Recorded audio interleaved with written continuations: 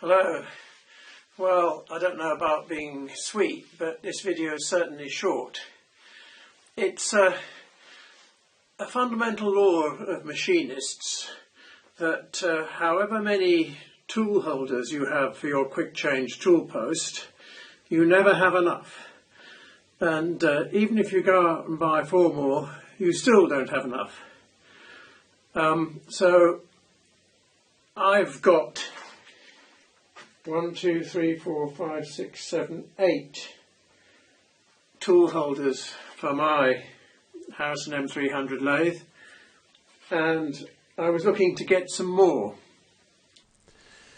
If one were to buy them from the official vendor, brand new, they'd be likely to cost £120 each, which seemed to me to be rather a lot. Looking on eBay, one could get some rusty ones second hand for £45 each, but I didn't fancy that.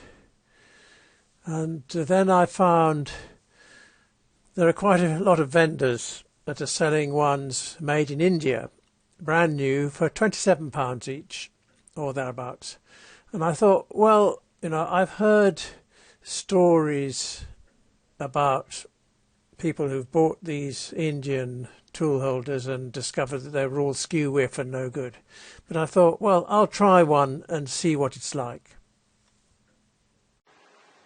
It came very quickly from a supplier in the UK, and I think it is well made. All these surfaces are ground,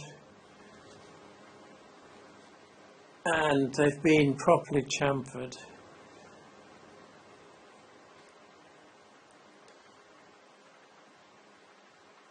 Funnily enough, this surface is not ground. The surface on which the tool would rest is not ground, it's just machined.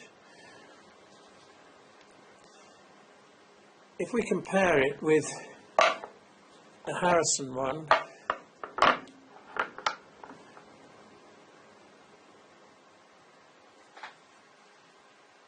it's pretty much identical, except that this surface here is slightly higher, but that doesn't matter because this surface never touches anything.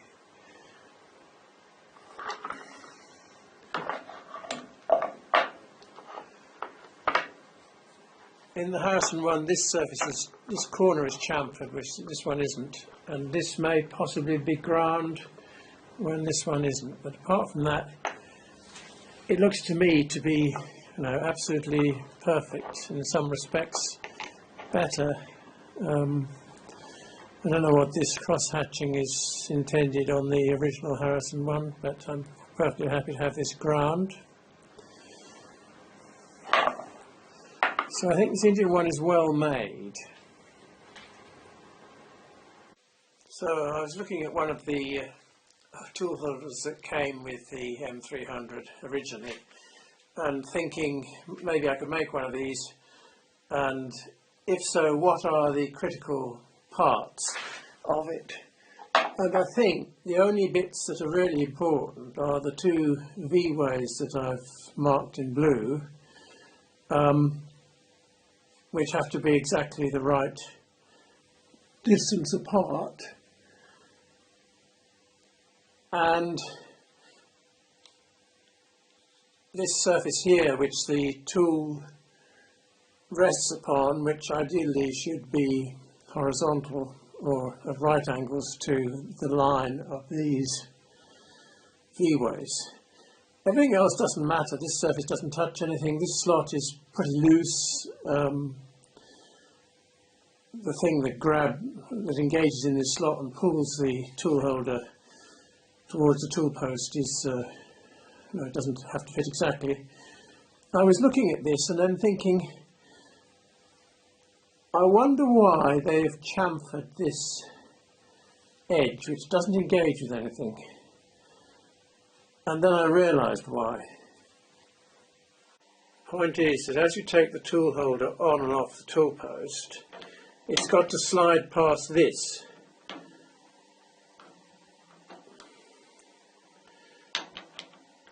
And that chamfer there enables it to do so. On the Indian one, the chamfer is not quite at the right angle, but it still just clears this piece, so there's not a problem. It could just be improved, that angle. So if I put one of my old tool holders on, which came with the lathe, that I assume were supplied by Harrison originally, and we just run the cross slide in, we see that in fact this surface is going up by 40 microns.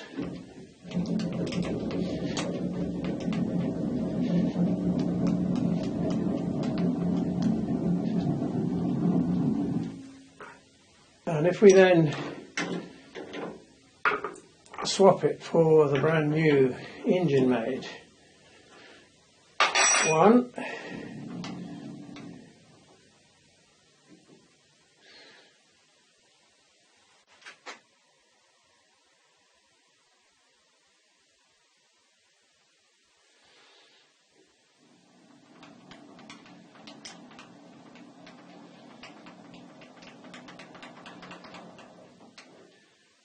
so that's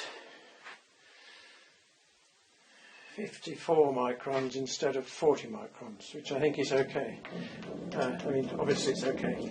And we may even be measuring the ways of the cross slide rather than the actual tool post holders. They're both, the Harrison one and this one are very similar, except right at this end, front end, right at the front end there appears to be some black stuff, which is probably paint.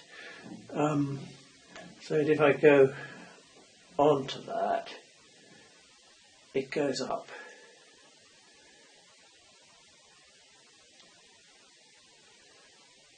And that much.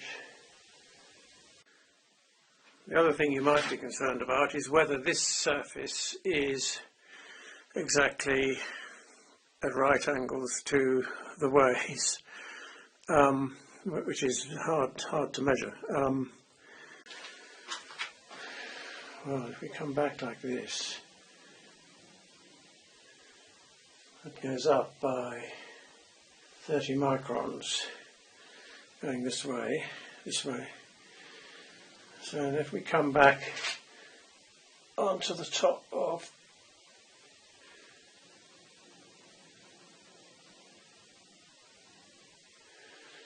it's also going up a bit, but by only 10 microns.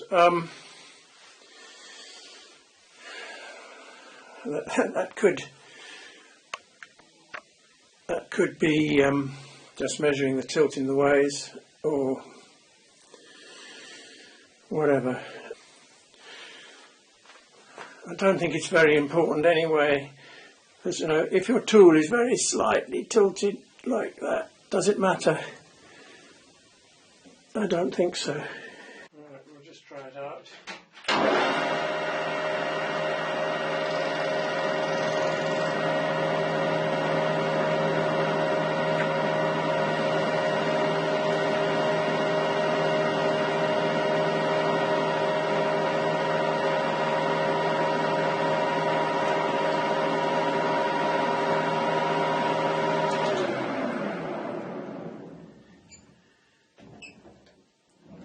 Not quite fully cleaned up.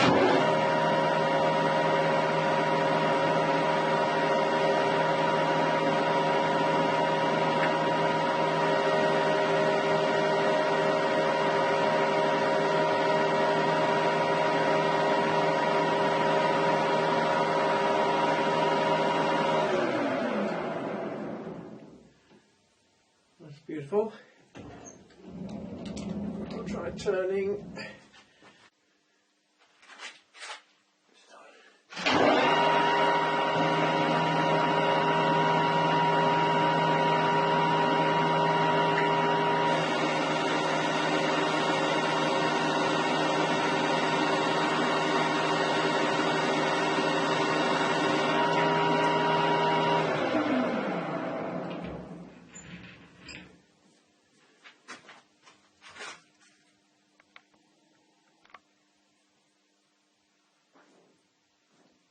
nothing wrong with that.